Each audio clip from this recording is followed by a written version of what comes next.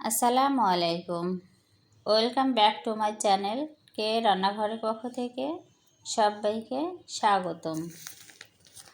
আজ আপনাদের দেখাবো প্যাকেটের মশলা দিয়ে কিভাবে গরুর মাংসের বিরিয়ানি রান্না করতে হয়, একদম সহজভাবে। দেখতে থাকুন। এখানে আমাদের লাগছে 2 কেজি গরুর মাংস। 2 কেজি গরুর মাংস আমরা ভালো করে পরিষ্কার করে ধুয়ে পানি ঝরিয়ে নিয়েছি। এখানে দিয়ে দিচ্ছি 2 টেবিল চামচ পেঁয়াজ বাটা, 2 টেবিল চামচ কাঁচামরিচ বাটা,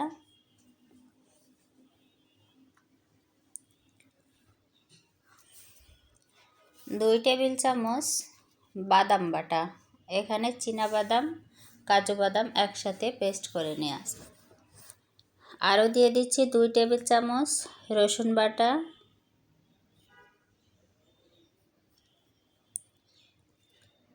1 টেবিল চামচ আদা বাটা,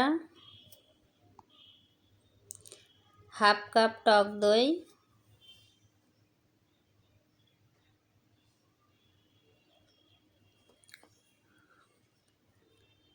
আরও দিয়ে দিচ্ছি বিরিয়ানির প্যাকেট মশলা।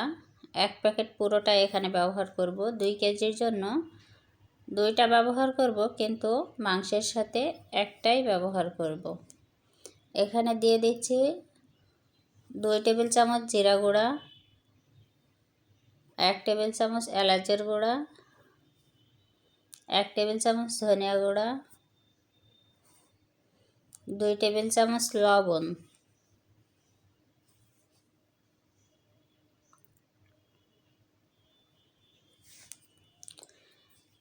আরও দিয়ে দিচ্ছি ভিনেগার, 2 টেবিল চামচ ভিনেগার।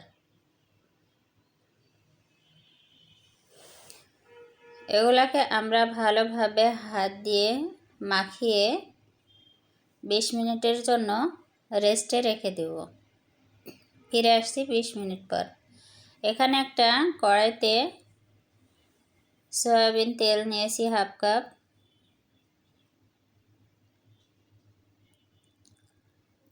দিয়ে দিলাম কিছু গরম মশলা, তেজপাতা, 3টা তেজপাতা, দারচিনি দিয়ে একসাথে দিয়ে দিচ্ছি মাংসগুলা আমরা এভাবে রান্না করে নেব। এদিকে আমরা 1 কেজি চিনি গুঁড়া পোলাওয়ের চাল নিয়েছি। আরও দিয়ে দিচ্ছি সয়া সস। মাংসটা আমাদের রান্না রেডি হয়ে গেছে। সয়া সস দিয়ে আমরা মাংসটা রান্না শেষ। এ পর্যায়ে এসে একটা পাতিলে হাফ কাপ সয়াবিন তেল দিয়ে 2টা তেজপাতা, হাফ কাপ পেঁয়াজ কুচি, দারচিনি, এলাচ, কাঁচামরিচ একসাথে একটু ভাজা ভাজা হলে দিয়ে দিচ্ছি পোলাওয়ের চাল। আরও দিয়ে দিচ্ছি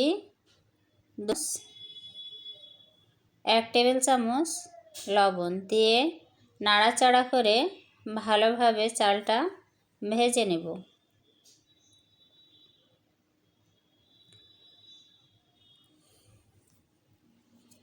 চালটা ভাজা হয়ে গেলে 1 কেজি চালের জন্য আমরা 2 লিটার পানি ব্যবহার করব।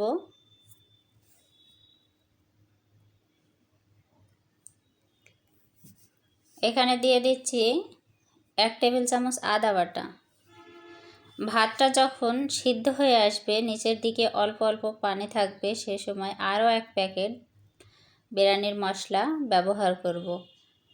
দিয়ে দিচ্ছি 1 টেবিল চামচ চিনি, দিয়ে ভালোভাবে নাড়াচাড়া করে ঢাকনা দিয়ে ঢেকে 5 মিনিটের জন্য রেস্টে রেখে দেব।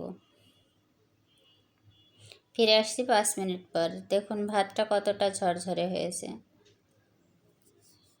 এ পর্যায়ে এসে মাঝখান থেকে ভাত 2 সাইডে রেখে মাংসগুলা এপিট ওপিট করে মাংস দিয়ে ভাতের সাথে মাখিয়ে নেব। এখানে দিয়ে দিচ্ছি, মাংসটা মাখানো হয়ে গেছে, সামান্য কেওড়া জল, সামান্য ঘি, 2 টেবিল চামচ ঘি দিয়ে ভালোভাবে আমরা আবারও দমে রেখে দেব। নিচে একটা ভারী তাওয়া দিয়ে দিয়েছি, দিয়ে মিডিয়াম আঁচে আরও 5 মিনিট দমে রেখে দেব। ফিরে আসছি 5 মিনিট পর।